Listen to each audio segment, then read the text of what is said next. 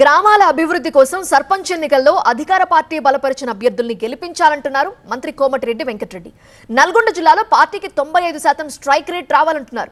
మరొక 20 ఏళ్లు కాంగ్రెస్ పార్టీ అధికారంలో ఉండబోతోంది అంటున్నారు. 10 ఏళ్ల అధికారంలో ఉన్న బీఆర్ఎస్ పేదలకి ఒక్క రేషన్ కార్డు కూడా ఇవ్వలేదన్నారు. నల్గొండ జిల్లా పర్యటనలో ఈ కామెంట్స్ చేశారు మంత్రి. అందుకనే వచ్చే సర్పంచ్ ఎన్నికల్లో నల్గొండ జిల్లా, నల్గొండ అసెంబ్లీ, తెలంగాణ మొత్తం 95% స్ట్రైక్ రేట్తో గెలిపించాలని యావత్ నల్గొండ తెలంగాణ ప్రజలకు విజ్ఞప్తి చేస్తూ, నా ప్రాణం కంటే ఎక్కువ నా నల్గొండ ప్రజలే, నా ప్రాణం కంటే ఎక్కువ, అంతగా ప్రేమిస్తాను మిమ్మల్ని. అధికార పార్టీ మన పార్టీ ఇంకా 15 ఏళ్ళైనా 20 ఏళ్ళైనా కాంగ్రెస్ పార్టీ ఉంటుంది. 10 ఏళ్ళు టీఆర్ఎస్ చూసినాం. కవిత ఒక్కది చాలు. ఇప్పుడు కవిత ఒక్కొక్క మినిస్టర్ ఎన్ని వేల కోట్లు దోచుకుంటో లెక్కలతో సహా చెప్తుంది. కాబట్టి ఇక నేను టీఆర్ఎస్ని విమర్శించుకోదలుచుకోలే. టీఆర్ఎస్ అనేది గతం, ఆ పార్టీ అనేది లేదు. బీజేపీ అయితే మన దగ్గర అసలే లేదు. ఉన్నది ఏకైక పార్టీ కాంగ్రెస్.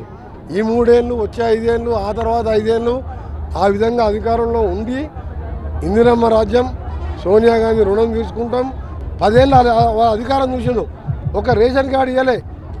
ఇవాళ లక్షల రేషన్ కార్డులు ఇచ్చి, సన్న బియ్యం ఇచ్చి, ప్రతి గూడానికి కూడా రేషన్ షాప్ పెట్టించినాం. ధనికులు తినే సన్న బియ్యంతో ఇవాళ పేదవారు అన్నం తింటున్నాం. అంటే ఇది పేదల రాజ్యం, ఇందిరమ్మ రాజ్యం.